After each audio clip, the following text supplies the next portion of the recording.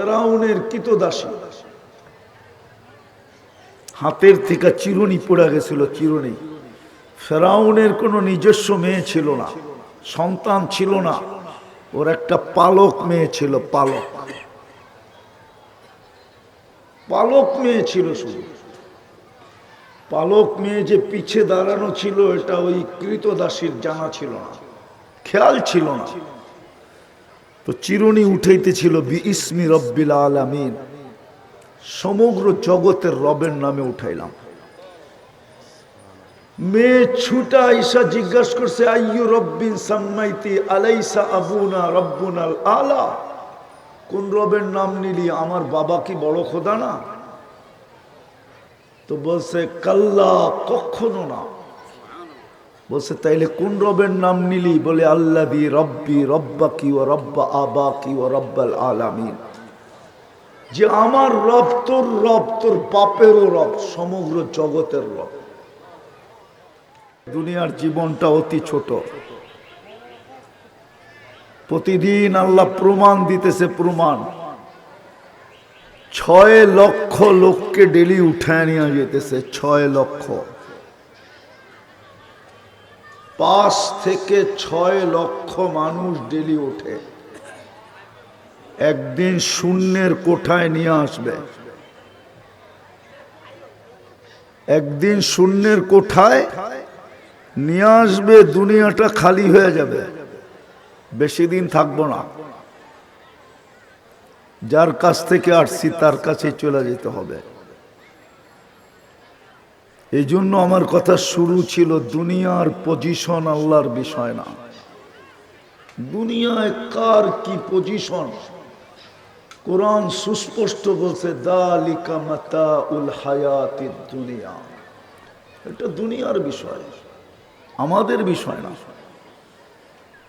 আল্লাহর বিষয় হলো আল্লাহর হুকুমকে মানল।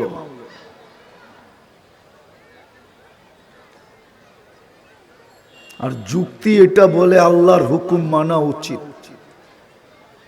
কোরআন হাদিস রাখেন, যুক্তি বলে আপনি আর আমি সারা দিন আল্লাহটা ভোগ করব আর আল্লাহকে মানব না, এটা কি যুক্তি বলে? বলেন। সারাদিন আপনি আল্লাহটা ভোগ করবেন। যুবক সারাদিন আল্লাহর যৌবন দিয়া তাফালিং করবে আর আল্লাহকে মানবে না, এটা কি যুক্তিতে বলে? ওকে যৌবন দিছে কে?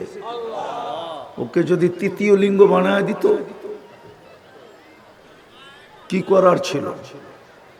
তৃতীয় লিঙ্গ আল্লাহর বিরুদ্ধে কবে স্লোগান দিছে, অথচ ওদের সবচেয়ে বেশি স্লোগান দেওয়া দরকার ছিল টকশোতে বসা। কিন্তু আমি তো দেখি আমার সমাজে অন্য মানুষ টকশোতে বসে আল্লাহর বিরুদ্ধে স্লোগান দেয়, কিন্তু আজ পর্যন্ত কোন তৃতীয় লিঙ্গ তো আল্লাহর বিরুদ্ধে স্লোগান দিল না। ওকে তৃতীয় লিঙ্গ কেন বানাইল?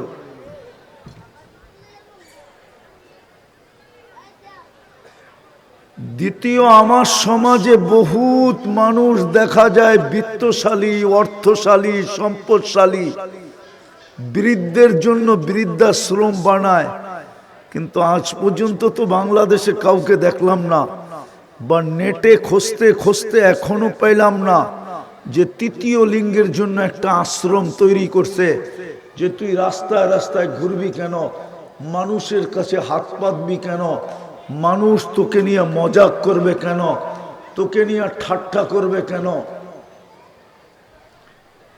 তোকে মানুষ যুবকরা কেন তোকে হাসির পাত্র বানাবে? তুই আমার আশ্রমে থাক, 2 বেলা খাবি, 2 জোড়া কাপড় পরবি আর আল্লাহ আল্লাহ করবি। আছে বাংলাদেশে? হ্যাঁ, নাই আপনাকে নরসিংদীতে? নাই, আসলেই নাই। না আমি ভুল বলতেছি না আপনারা ভুল বলতেছেন? নাই, সারা বাংলাদেশে কোথাও আছে। তো যুক্তিও বলে আল্লাহকে মানা। যুবক সারাদিন আল্লাহর যৌবন দিয়া তাফালিং দেখাবে, রাস্তাঘাট হাট বাজার সব চৈসা বেড়াবে আর আল্লাহর হুকুম মানবে না। নারী সারা দিন আল্লাহর নারীত্ব দিয়ে বাহাদুরি দেখাবে। আমাদের ঘরের আসল মিনিস্টার কারা? আরে বলেন না, হ্যাঁ আসল মিনিস্টার কারা? আরে জোরে বলেন। উনি নারীত্ব দিয়ে ঘরে বাহাদুরি দেখাবে আর আল্লাহর হুকুম মানবে না। নারীত্ব যদি আল্লাহ নারীর ভিতরে না দিত, কোন নারীর নারীত্বহীন নারীর দায়িত্ব আমার সমাজে কে কাঁধে নিতে রাজি আছে? নিলে তো তৃতীয় লিঙ্গের উনি তো, যার ভিতরে নারীত্ব নাই ওর দায় দায়িত্ব কেউ কাঁধে নেয় না। নেয় কি?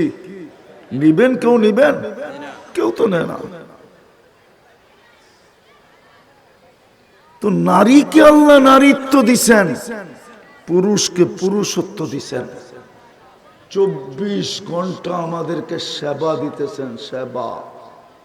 নরসিংদীর মানুষ ভালো মতে বোঝেন, 24 ঘন্টা সেবা আল্লাহর, 24 ঘন্টা সেবা আল্লাহ। বিশ্বাস হয় না? হ্যাঁ, যুবক একটা মোবাইল বেচা একটা মাইক্রোস্কোপ কিনা চোখে লাগায় একদিন ঘুরা দেখো, রাস্তাঘাটে তোমাকে চোখে কি পড়ে? চোখে কি পড়ে?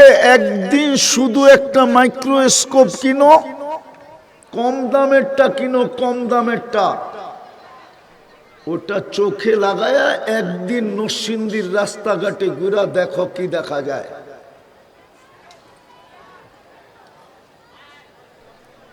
তারপরে বুঝবা তোমাকে 24 ঘন্টা সেবা কে দেয়, সুরক্ষা কে দেয়। যদি আমার কাছে থাকতো তাহলে আমি নিয়ে আসতাম, 2-4 জনের চোখে লাগায় দেখায় দিতাম এখানে কি দেখা যায়। 70 কোটি ভাসমান ভাইরাস দেখা যায় এখানে, মাইক্রোস্কোপ লাগাইলে দেখা যাবে। শিক্ষিত মানুষগুলার কাছে জিজ্ঞাসা করেন, ওটার থেকে আমাদেরকে 24 ঘন্টা বাঁচায় কে? হ্যাঁ, আর আল্লাহর হুকুম মানবেন না আপনি? এটা কি যুক্তি বলে? এটা কি বিবেক বলে? এটা কি বুদ্ধি বলে? কোরআন হাদিস রাইখাই দিলাম, বিবেকের কাছে প্রশ্ন করেন যে আমি 24 ঘন্টা আল্লাহরটা ভোগ করব, আল্লাহর দেওয়া সুস্থতা আমি ব্যবহার করব। সুস্থ যদি আল্লাহ না রাখে কে সুস্থ করতে পারে?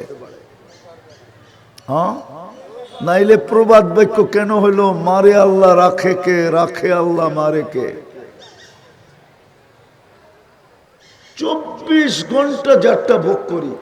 তো বলতেছিলাম ফেরাউনের কৃতদাসীর যে আল্লাহর হুকুম মানার মূল্যায়ন কতটুকু, এটি দেখাইতেছিলাম। এখনো যার কবর থেকে সুঘ্রাণ আসে, হাজারো মানুষ যায়। আল্লাহর রসুল বলছিলেন জিবরিল জান্নাতের সুঘ্রাণ, বলছে না ফেরাউনের কৃতদাসীর কবরের সুঘ্রাণ। বলছে কাহিনীটা বলা যায় না? বলছে সফর বড় লম্বা, এক রাত্রে পরিসমাপ্তি ঘটাইতে হবে। আল্লাহ প্রতি উত্তরে বলছিলেন জিবরিল আজকে রাত্রও দেখা হবে না, সফরও দেখা হবে না, মেহমান দেখা হবে। বন্ধু কি বলে এটা শোনো। তো পুরো কাহিনী তুলে ধরছেন ফেরাউনের কৃতদাসী, হাতের থেকে চিরুনি পড়ে গেছিল, চিরুনি। ফেরাউনের কোনো নিজস্ব মেয়ে ছিল না, সন্তান ছিল না, ওর একটা পালক মেয়ে ছিল, পালক পালক মেয়ে ছিল শুধু। পালক মেয়ে যে পিছে দাঁড়ানো ছিল এটা ওই কৃতদাসীর জানা ছিল না, খেয়াল ছিল না। তো চিরুনি উঠাইতেছিল বিইসমি রব্বিল আলামিন, সমগ্র জগতের রবের নামে উঠাইলাম। মেয়ে ছুটা ঈশা জিজ্ঞাসা করছে আইয়ু রব্বিন সাম্মাইতি আলাইসা আবুনা রব্বুনাল আলা, কোন রবের নাম নিলি, আমার বাবা কি বড় খোদা না? তো বলছে কাল্লা, কখনো না। বলছে তাইলে কোন রবের নাম নিলি? বলে আল্লাযী রব্বি রব্বাকি ওয়া রব্বা আবাকি ওয়া রব্বাল আলামিন, যে আমার রব তোর রব, তোর বাপেরও রব, সমগ্র জগতের রব। মেয়ে সইতে পারে না, তেলে বাগুনে চলে গেছে, ছুটা চলে গেছে ফেরাউনের কাছে। বড় মজলিসে, বড় মজলিস চলতেছিল, যে চিৎকার দিয়ে জিজ্ঞাসা করছে আবি আলাস্তা রব্বুনাল আলা, বাবা তুই কি আমাদের বড় খোদা না? তো ফেরাউন বড় গর্বের সাথে বলছে বালা, অবশ্যই।